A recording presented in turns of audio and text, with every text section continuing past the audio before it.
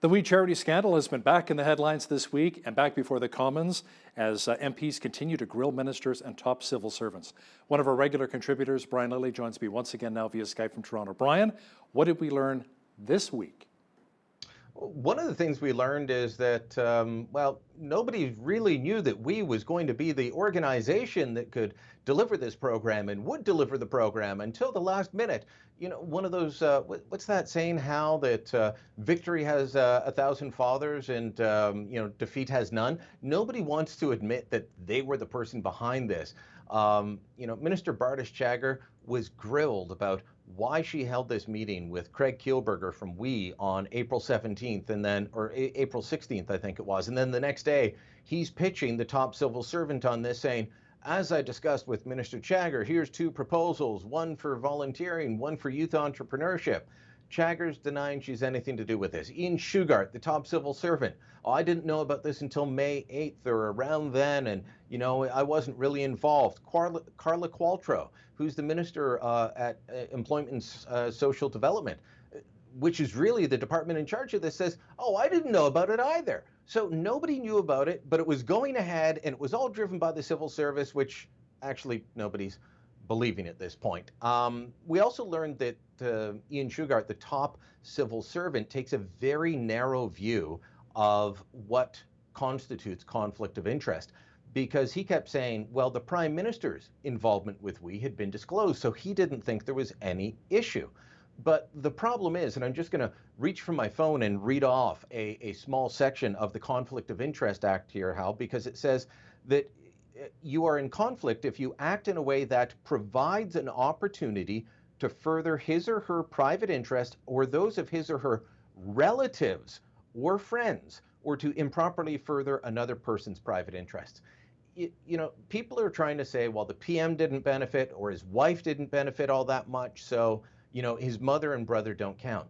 Relatives, not wife, not immediate family, relatives or friends. And so that's really why the PM's in the conflict of interest here, and why one of the many reasons I think that he'll be found guilty by the conflict of interest and ethics commissioner down the road. Could he potentially step aside and maybe have Deputy Prime Minister Chrystia Freeland slide into the role? Yeah. I think there's a lot of pundits that would like to see that happen. There's probably many liberals that would like to see that happen now, as they're getting frustrated with the fact that their boss keeps stepping in the cow patties, as it were. But I don't see that happening. I think the Conservatives would hate that idea, because Freeland is seen by many as much more competent. So be careful what you wish for if you'd really like to see the Liberal government replaced. Now, a cool side note is that Lethbridge MP Rachel Harder has been moderating at the Ethics Committee. Is she holding her own? She's doing very well, and I've given a shout out previously to Wayne Easter, the Liberal MP, who's been the chair at the Finance Committee, and he even had to moderate when his boss, the party leader, the PM, was there, and is very fair with everyone, and that's what Rachel Harder's doing. Very different style than Easter, but she's being fair. Ethics and finance are the two committees that people are watching right now. A lot of pressure on both of them.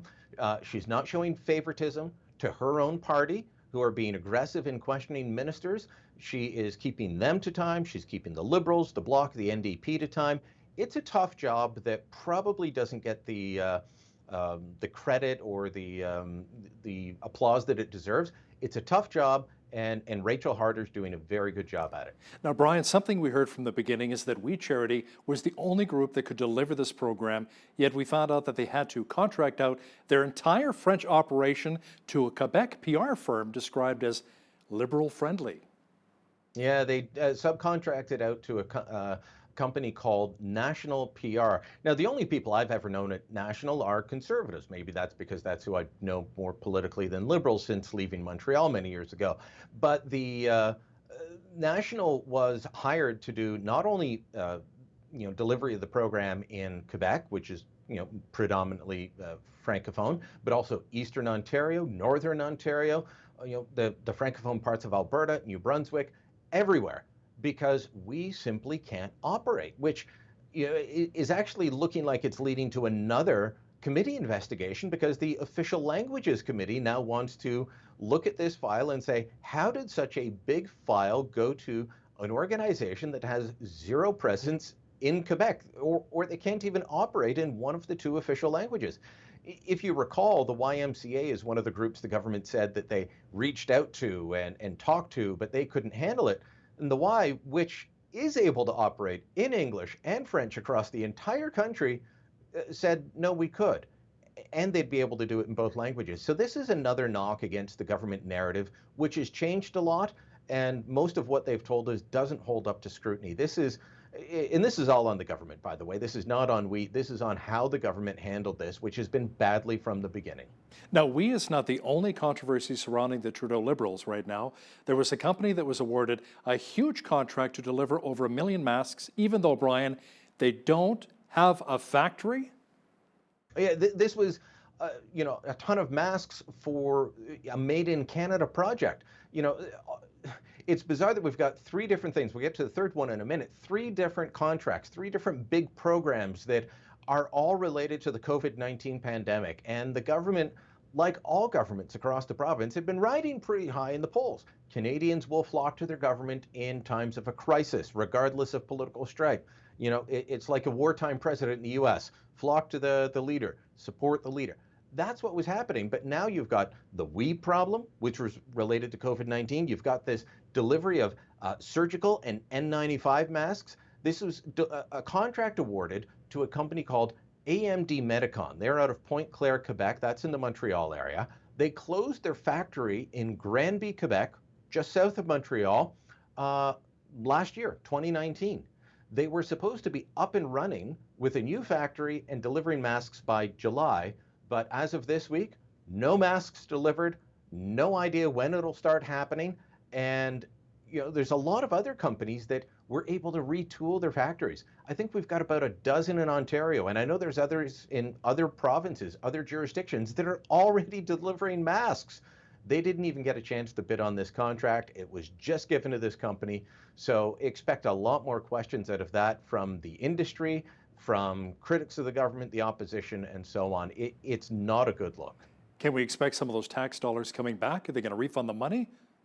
Well, I'm not sure how much they've been paid. It's a $382 million contract over, I believe, 10 years. But how much has been fronted, I don't know. I do know the government of Quebec gave this same firm $30 million to build their factory, and that was months ago. It hasn't happened yet. So this is taking a lot longer than it should have and not delivering the results, kind of like the we situation. Now, a program that the Canadian Federation of Independent Business described as a disaster is also in the news, Brian. The feds granted the management of the commercial rent subsidy program to a company with very tight liberal ties. Tell me about some of those ties. Well, it's more one individual. This is a company, by the way, full disclosure, the company's name is MCAP.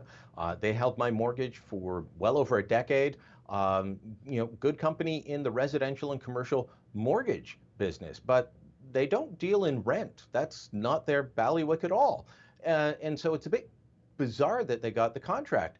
Now, part of the government line on this is, well, they had to contract it out because Canada Mortgage and Housing, the government organization that wanted to do this, doesn't really deal with commercial rent. Okay, so why give it to MCAP, which deals with Canada Mortgage and Housing a lot, but also doesn't do commercial rent? There is the senior vice president at MCAP who joined in January. His name is Rob Silver. His wife is Katie Telford, the chief of staff to Prime Minister Justin Trudeau. Now, the government says there was a conflict of interest screen set up between her and her husband. Any information, communication, deals involving her husband's company were not supposed to come to her.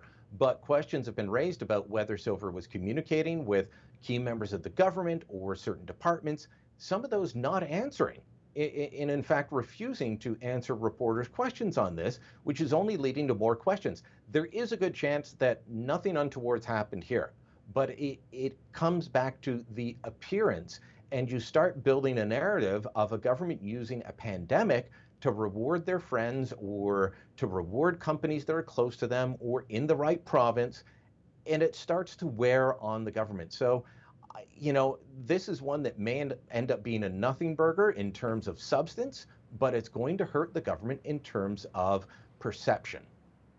Now, questions about Governor General Julie Payette's management style are still in the news, Brian. That includes her past work, expenses, and chatter of her potentially losing her job. Yeah, there's people saying, well, will the government get rid of her? And technically, they can't. But that doesn't mean that it couldn't happen. Uh, the Governor General is appointed by the Queen on the advice of the Governor and Council, which is cabinet. Really, it's the Prime Minister who calls up the Queen and says, oh, here's a recommendation. And the monarch says, yes, that will be my vice-regal representative in Canada. But there's been this slow drip of stories that make Julie Payette look really bad. Questions about, is she too hard on staff? Does she leave them in tears? Did she ask for too much privacy in terms of what was described as a secret staircase? Now, Rideau Hall has pushed back a little bit and said, well, that wasn't actually us. That was the National Capital Commission, which runs Rideau Hall. And by the way, those gates that you have to pass through for safety, the swipe card type gates, well, those are standard and just to stop tourists from wandering into offices. So I have to wonder what is behind this. And to me, Hal, this looks like the government's fingerprints are on it. They're fed up with being the center of negative attention when it comes to issues like we and the other programs we just talked about, and they're trying to throw the Governor General under the bus. It's a bizarre way to try and change the channel, because at the end of the day, Julie Payette was Justin Trudeau's choice. So if this is coming from the government, and it's hard to see how some of it's not, given what has been leaked repeatedly to CBC, the government's favorite news outlet, if it's being leaked to them and it's detailed government information, I'm not sure where else it comes from. So it's a bad look for the Governor General, but it's also a bad look for the government. Could the PM fire her? No. Could he make his views known and try and force her to resign? Absolutely. Could he call the Queen and ask for her to be replaced? That would be an extraordinary step, but one that could happen. She is, of course, under investigation by the Privy Council office over how she treats her staff, and that'll be a couple of months before we see that report. Now, speaking of someone potentially being fired, there's talk in Ottawa that we could see a cabinet shuffle as there may be a little bit of tension between Trudeau and his finance minister, Bill Morneau. Could Morneau lose that portfolio? And if so, Brian, who would his successor be? Well, the talk of successor is what prompted the idea that Bill Morneau could be out. I will say, before I tell you about the successor, that the Prime Minister's office has done the unusual step of issuing a statement saying, no, we've got full confidence in Minister Morneau. This is not going to happen. How many times have we seen that with a hockey coach just before they're fired? The general manager comes out, says, I've got full confidence in Buddy, what's his name? And 2 days later, Buddy is packing up his locker and leaving for another city. So I'm not going to say it's not happening, but the PMO says not right now. This all started because you've got, obviously, Bill Morneau in trouble in the We controversy, taking that trip worth $41,000. And who among us hasn't taken a $41,000 trip that we forgot to pay for? I mean, just last week. No, never actually. But so he's in trouble over that. I heard one Liberal pundit describe the finance response to the COVID pandemic as the weak sister. So even on television and radio, you're starting to hear Liberal pundits say bad things about Bill Morneau, which is a bit surprising for me. So this could still happen. And at the same time, we're learning through business media reporting that it's Mark Carney, the former governor of the Bank of Canada, who left, became governor of Bank of England. He stepped down from that post after, I think, 6 or 7 years, and he's back in Canada now. There's always been talk about Carney being close to the Liberals. He worked well with Stephen Harper and Jim Flaherty during the 2008-2009 recession, but his politics do lean more on the progressive left side. So, there's been talk about him being a potential replacement for Justin Trudeau as Liberal leader down the road. Is he going to replace Bill Morneau? Well, he's already acting as an informal advisor to the Prime Minister, so we'll see if that creates some tension and if this rumor of shuffle comes back, just like the hockey general manager comes back to fire the coach later on. Typical Canadian response. I love that, always referencing hockey. Brian, borders have been closed for quite some time, yet Canada is still receiving international flights with more than a dozen people arriving into our country testing positive for COVID-19. How are we allowing things like this to happen? Well, international flights have never fully stopped. They were shut down from some countries. If you remember, we had our last flight from Italy when they were in the middle of their lockdown and pandemic. But some of these have restarted. It's very limited compared to what it was, pre-pandemic. It is a trickle, comparatively speaking. Oftentimes, these are Canadians returning home. We can try and stop other foreign nationals from coming in, although we don't always do that, but we can't stop Canadians from coming home. So there is limited international travel still going on through airports like Calgary, Vancouver, Toronto, and Montreal. Those are the main ones. And since the beginning of August, 18 people, could be more now, these are fluid numbers, but as of the current report I'm reading, 18 people testing positive for COVID-19. I'm glad they're catching them at the airport. Let's hope that, unlike in February and March, we're actually forcing them to quarantine when they get here. This is part of why we were hit with COVID-19 in the way that we were. We weren't forcing people to quarantine when they came in from hotspots, be it China in the early days, Iran and Egypt later on, Italy, Germany, or eventually the United States. We just didn't do it until it was here in too great a numbers and we had community transmission. We've got to watch for that. Auckland, New Zealand, went more than 100 days without cases. They're seeing cases reappear. New Brunswick, which had very few cases, they're seeing a resurgence, just a little bit, but we have to be vigilant about this. Alberta's done well, BC's done well. Ontario has turned the corner and has very low numbers. We don't want to be going back up, and we definitely don't want to be going into another lockdown. Political reporter and Toronto Sun columnist Brian Lilley, thanks a lot for your time today. Thank you, Hal.